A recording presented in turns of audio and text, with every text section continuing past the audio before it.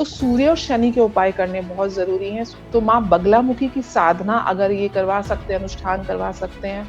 ओम ह्रीं बगलामुखी सर्वदुष्टानां वाचं मुखं पदं स्तंभय जिह्वां कीलया बुद्धि विनाशाय ह्रीं ओम फट् स्वाहा। तो ज़हर को ज़हर काट दो, बहुत क्रॉस चेक करके ये अपनी लीगल प्रोसीडिंग्स ज़रूर करें। हमारे साथ जब कुछ गलत घट रहा होता है, फिर उसका एक उपाय भी है एस्ट्रोलॉजी में कि अगर हम ये सारी चीज़ें करते हैं, तो वो जो मुश्किल वक़्त जो हमारे साथ चल रहा है, उससे हम निकल सकते हैं। तो वो क्या उपाय हो सकते हैं एल्विश के लिए कि जो टफ़ टाइम चल रहा है, इससे वो किसी तरह से बाहर निकलें?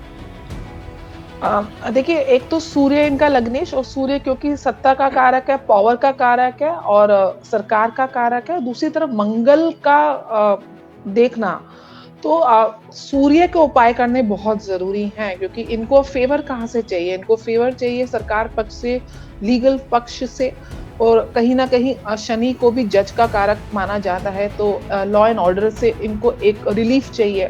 तो सूर्य और शनि के उपाय करने बहुत ज़रूरी हैं। सूर्य के उपाय में हालाँकि ये अंडर कस्टडी हैं, लेकिन अगर ये आदित्य हृदय स्तोत्र का पाठ कर सकते हैं और सूर्य को सुबह उठ के जल देने का अगर प्रयास वहाँ पे संभव हो कर सकते हैं।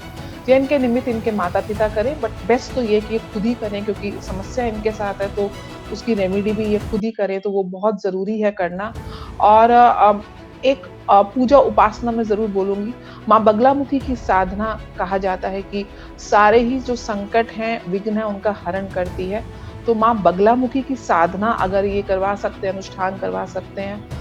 ओम ह्रीं बगलामुखी सर्वदुष्टानां वाचं मुखं पदं स्तंभय जिह्वां कीलया बुद्धि विनाशाय ह्रीं ओम फट् स्वाहा। एक तरीके से शत्रुओं का दमन करती हैं और आपको विपत्ति की स्थिति से बाहर निकालती हैं। तो वो साधना अगर ये करवा सकते हैं इनके माता-पिता अनुष्ठान वो भी ज़रूर करवाएँ।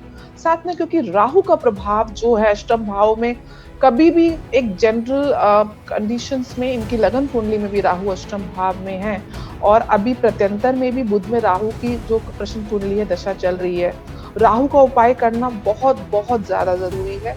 उसके लिए अगर रुद्र अभिषेक कर सकते हैं और भैरव मंदिर में अगर इनके माता-पिता इनके निमित्त इनके नाम लेकर अगर वहाँ पे जाके दर्शन करके और भैरव मंदिर में नशे का सामान जैसे कि अल्कोहल उनको एक प्रसाद के रूप में अर्पण किया जाता है।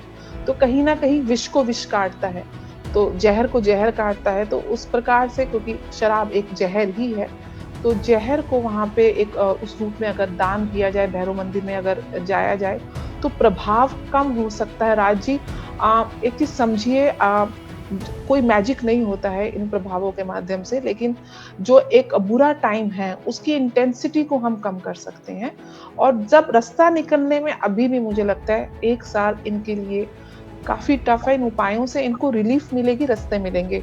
बहुत ज़रूरी है इनके माता-पिता या इनकी लीगल एडवाइज़रीज़ जो भी हैं, कहीं न कहीं इनका मिसयूज़ भी करेंगे, तो बहुत क्रॉस चेक करके ये अपनी लीगल प्रोसीडिंग्स ज़रूर करें, इतना मैं ज़रूर एडवाइस करूँगी इनकी फैमिली को।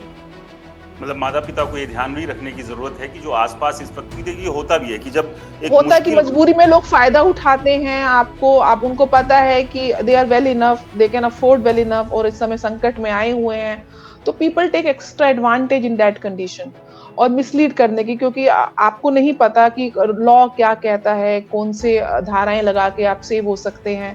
आप ब्लाइंडली फेथ करते हैं लॉयर्स के ऊपर, लीगल सिस्टम के ऊपर और तब आपका नाजायज़ फ़ायदा उठाया जाता है, जिसकी संभावनाएँ मुझको दिख रही हैं। कि पैसे के लालच में इस तरीके से उनको एक तरीके से मिसलीड करके उनसे फ़ायदा उठाने का प्रयास किया जाएगा। तो आई विल स्ट्रांगली एडवाइस कि लीगल जो भी वो एडवाइस ले रहे हैं, उसको बहुत ही क्रॉस चेक करके जो भी उनके शुभचिंतक हैं, उनको साथ डिस्कस करके ही आगे प्रोसीडिंग करें।